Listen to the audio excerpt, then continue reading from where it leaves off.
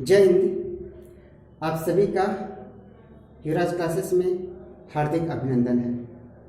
आप सभी लोग अच्छी तरीके से जान रहे होंगे कि जो है यह मध्यकालीन भारत का एक सीरीज चल रहा है, यानी मध्यकालीन भारत के इतिहास का एक सीरीज चल रहा है, जिसके अंतर्गत 2 सीरीज हो चुका है। आज ये तीसरा सीरीज है और इस तीसरे सीरीज में जो है हम लोग मोहम्मद गजनवी यानी जो महमूद गजनवी था उसके बारे में हम लोग जो है डिस्कस कर रहे हैं, ठीक है ना। तो इस सीरीज के दूसरे भाग में मोहम्मद गजनवी के बारे में जो है बताया गया है और उसके उद्भव का हम कह सकते हैं उसके प्रारंभिक जीवन की कैसी स्थिति थी और वह कैसे जो है भारत पर जो है आक्रमण करता है और एक प्रमुख आताताई आक्रमणकारी के रूप में इतिहास में इसका नाम दर्ज है, ठीक है ना। तो आज इस सीरीज के तीसरे भाग में हम जो है महमूद गजनवी जिसको कहते हैं, इसके भारत पर जो कुल आक्रमण हुए हैं, यानी 17 बार आक्रमण किया है भारत पर और उन 17 आक्रमण में कुछ प्रमुख आक्रमण हैं, उस आक्रमणों के बारे में हम लोग डिस्कस करेंगे। तो बिना देर करते हुए शुरू करते हैं। देखिए, महमूद गजनवी के आक्रमण की बात करते हैं तो कुल 17 बार यह भारत पर आक्रमण किया है और इसका जो है जिक्र एक इतिहासकार है सर हेनरी एलियट। उनके अनुसार भारत पर जो है महमूद गजनवी जो है कुल 17 बार आक्रमण किया है। उन 17 बार आक्रमण में जो है कुछ प्रमुख आक्रमण है कौन कौन से, जैसे 1000 में भारत पर यह पहला आक्रमण जो है सन 1000 ईस्वी में किया था और 1000 में साथ ही साथ 1001 में, यानी 1000 में भी और 1001 में भी यह भारत के पंजाब के शासक जयपाल पर इसने आक्रमण किया था। परिणाम क्या निकला था, पंजाब के शासक जयपाल की हार हुई थी और यहाँ से बहुत सारा धन जो है लूट कर ले गया था। शुरू के यानी 1000 के और 1001 में जो है भारत के सीमावर्ती क्षेत्र पर जो है यह आक्रमण किया था, यानी सीमावर्ती क्षेत्र पर ही सीमित रह गया था, अंदर तक नहीं आया था, ठीक है। बात नेक्स्ट आक्रमण की बात करते हैं जो इतिहास में प्रमुख रूप से दर्ज है। तो 1008 और 9 के ईस्वी में किया था। यह अनंगपाल जो हिंदू शासक थे उन पर यह आक्रमण किया था और यहाँ पर भी इसको जो है जीत मिली थी, ठीक है। और हर जीत में जो है इसका मुख्य उद्देश्य था कि जो है भारत से अकूत धन संपत्ति को ले जाना था, ठीक है ना। इसी उद्देश्य के साथ ही जो है महमूद गजनवी जो है भारत पर आक्रमण करता है। 1018 और 19 के काल में जो है समय में यह मथुरा और कन्नौज पर जो है प्रतिहार राजाओं के विरुद्ध आक्रमण करता है और यहाँ पर भी जो है इसको जो है सफलता मिलती है और बहुत सारे धन संपत्ति को लूट के ले जाता है। इसको मुंह की खानी पड़ती है 1019 और 20 में। बार बार आक्रमण करता रहा, मन इसका बढ़ता गया और उसी के आक्रमण से या उसी के परिणाम स्वरूप जो है प्रेरित होकर जो है 1019 और 1020 में भी जो है यह चंदेल राजा विद्याधर पर आक्रमण करता है, ठीक है ना। 1019-20 के समय में चंदेल राजा विद्याधर पर आक्रमण करता है। इस आक्रमण में जो है इसको पराजय मिल जाती है, ठीक ना। यानी यहाँ से क्वेश्चन भी पूछा गया है कि कौन सा महमूद गजनवी का भारत पर आक्रमण कुल 17 बार हुआ था, उन 17 बार में ऐसा कौन सा आक्रमण है जिसको उसको सफलता नहीं मिली थी, ठीक ना। हालांकि इतिहास में दर्ज नहीं है, लेकिन ऐसे माना जाता है कि इसको सफलता उतना नहीं मिली थी जितना वो चाहता था, यानी हम कह सकते हैं इसको हार मिली थी, यानी सफलता नहीं मिली थी। तो वह चंदेल राजा विद्याधर के खिलाफ इसका युद्ध था जिसमें इसको जो है क्या मिली थी, हार मिली थी, ठीक है। सन 1019-20 के समय में इसका सबसे प्रसिद्ध यानी महमूद गजनवी का जो है सबसे प्रसिद्ध जो आक्रमण है भारत पर वह 1025 में, और ये 1025 में इसका 16वां आक्रमण होता है। कौन सा आक्रमण होता है, 16वां आक्रमण होता है। यह सोमनाथ मंदिर पर आक्रमण करता है। सोमनाथ मंदिर वहाँ पर यह आक्रमण करके जो है बहुत धन संपत्ति लूटता है, ठीक है ना। और उस समय सोमनाथ मंदिर जब पर आक्रमण किया था तो उस समय भारत के जो सीमावर्ती क्षेत्र थे यानी गुजरात प्रांत का क्षेत्र जो है वहाँ पर जो है राजा भीमदेव जो है शासन करते हैं और बहुत ज़्यादा इनको पराजय मिलती है। ऐसा माना जाता है कि महमूद गजनवी जो है जितने इसके पहले आक्रमण किए थे भारत पर, यानी 15 आक्रमण किए थे, उन 15 आक्रमण में उतना धन संपत्ति नहीं मिल पाया था जितना कि 16वें आक्रमण में, यानी 16वां आक्रमण जो होता है पूर्व के 15वें आक्रमण के से कहीं ज़्यादा था।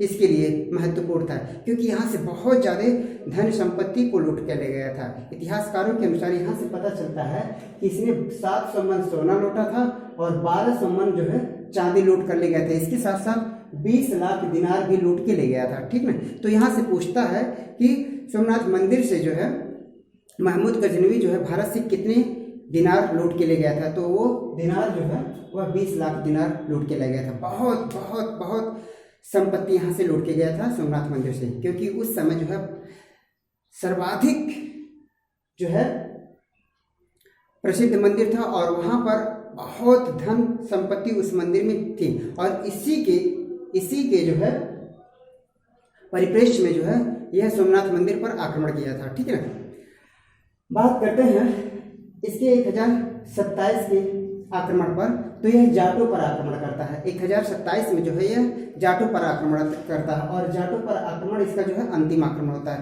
जाटों पर आक्रमण क्यों करता है, इतिहासकार के अनुसार ये बताया जाता है कि जब इसने सोमनाथ मंदिर पर जो है आक्रमण करके यहाँ से धन संपत्ति को लूट के ले जा रहा था, तो पता चलता है कि जाटों के द्वारा इनके धन पर ही लूट हो जाता है। यानी जाट जो है, यानी महमूद गजनवी के जो सैनिक होते हैं जो धन संपत्ति को लूट के ले जाते हैं, तो जाटों के द्वारा ही यह धन संपत्ति जो है बहुत सारा लूट लिया जाता है। तो इस समय महमूद गजनवी जो है, यानी 1025 में महमूद गजनवी जो है जाटों पर कोई प्रतिक्रिया नहीं देता है, क्योंकि इसको जो है बहुत सारा जो धन लूटा गया था उसको बचाना था और गजनवी को गजनी इन धन को पहुंचाना था। ठीक है, इस वजह से उस समय कोई प्रतिरोध या प्रतिक्रिया नहीं दिया था।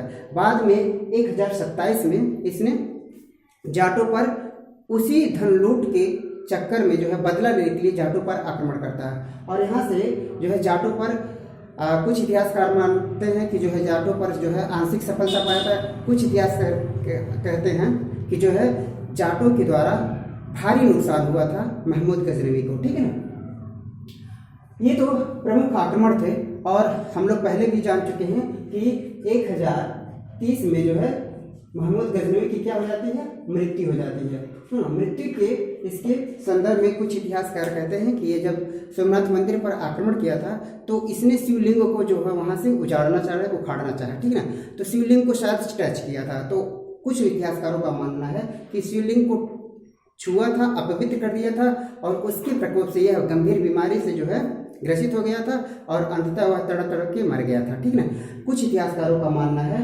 कि जिस महल में रहता था, जिस कमरे में वह सोता था, वहाँ से जो है वहीं उस कमरे में बहुत सारा सोना चांदी उसी कमरे में रख दिया था और जो है पूरा दिन भर उसी को देख देख कर जो है एक तरह से जो है पागल हो गया था और उस पागलपन की वजह से उसकी मृत्यु हो जाती है। तो अलग अलग इतिहासकारों के द्वारा जो है अलग अलग बातें कही गई हैं। ठीक है, खैर बात करते हैं कुछ और प्रमुख बिंदु पर महमूद गजनवी के शासनकाल की। तो दरबारी इतिहासकार की बात करते हैं तो महमूद गजनवी के समय में जो दरबारी इतिहासकार थे वह उत्तवी, अलबरूनी, फिरदौसी, फारूकी और सिस्तरवरी। ठीक है, सिस्तवरी, ये 5 प्रमुख इतिहासकार थे। ऐसा माना जाता है कि अलबरूनी जो है 11वीं शताब्दी में गजनी से महमूद गजनवी के साथ भारत आया था। ठीक है, और इन इतिहासकारों की कुछ प्रमुख रचना है वो देख लेते हैं। उत्तवी की प्रमुख रचना की बात करते हैं तो उत्तवी की 2 प्रमुख रचना है, कौन कौन से, किताब उल यामिनी और तारीख यामिनी, ये प्रसिद्ध रचना है उत्तवी की। ठीक है ना, बात करते हैं अलबरूनी की रचना। अलबरूनी की रचना जो है किताब उल हिंद, इसी को अरबी में तहकीके हिंद के नाम से जानते हैं। किसको? तहकीके हिंद से जानते हैं। तो अलबरूनी की इस किताब से, यानी किताब उल हिंद और अथवा तहकीके हिंद से भारत के उस समय यानी 11वीं शताब्दी के अंतर्गत भारत की संस्कृति और भारत के लोगों की जीवन शैली और पारंपरिक वेशभूषा या पारंपरिक रहन सहन की जानकारी अलबरूनी के किताबुल हिंद से मिलती है। ठीक है, और अलबरूनी भी एक ऐसा पहला मुसलमान था जिसने पुराणों का क्या किया था, अध्ययन किया था। पुराणों का क्या किया था, अध्ययन किया था। किसने?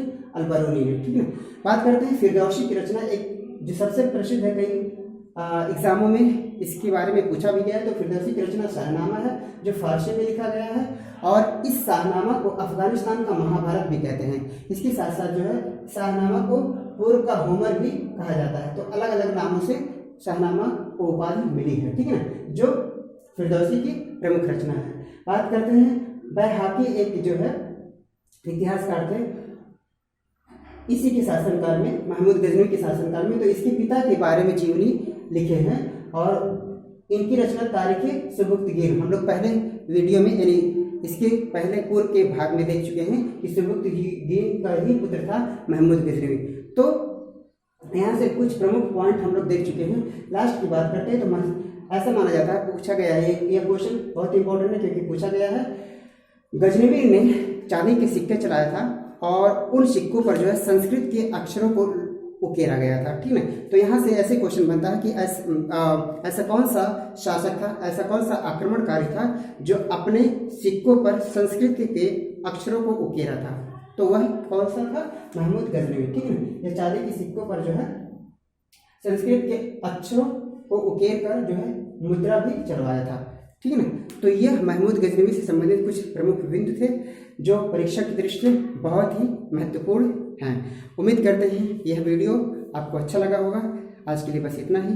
अगले वीडियो में हम लोग जो है सल्तनत काल के अंतर्गत, यानी हम आगे बढ़ रहे हैं मध्यकालीन भारत के इतिहास के अंतर्गत सल्तनत काल की ओर जाएंगे, क्योंकि सल्तनत काल का जो नींव होता है वह मोहम्मद गौरी से होते हुए जाता है। ठीक है ना, तो महमूद गजनवी हम लोग क्लियर कर लिए हैं। इसके बाद जो है हम लोग पढ़ेंगे मोहम्मद गौरी। यह मोहम्मद गौरी जो है महमूद गजनवी का क्या था? दास था। तो आज के लिए बस इतना ही। उम्मीद करते हैं यह वीडियो आपके परीक्षा के दृष्टिकोण से बहुत ही महत्वपूर्ण होगा। आज के लिए इतना ही। जय हिंद, जय भारत।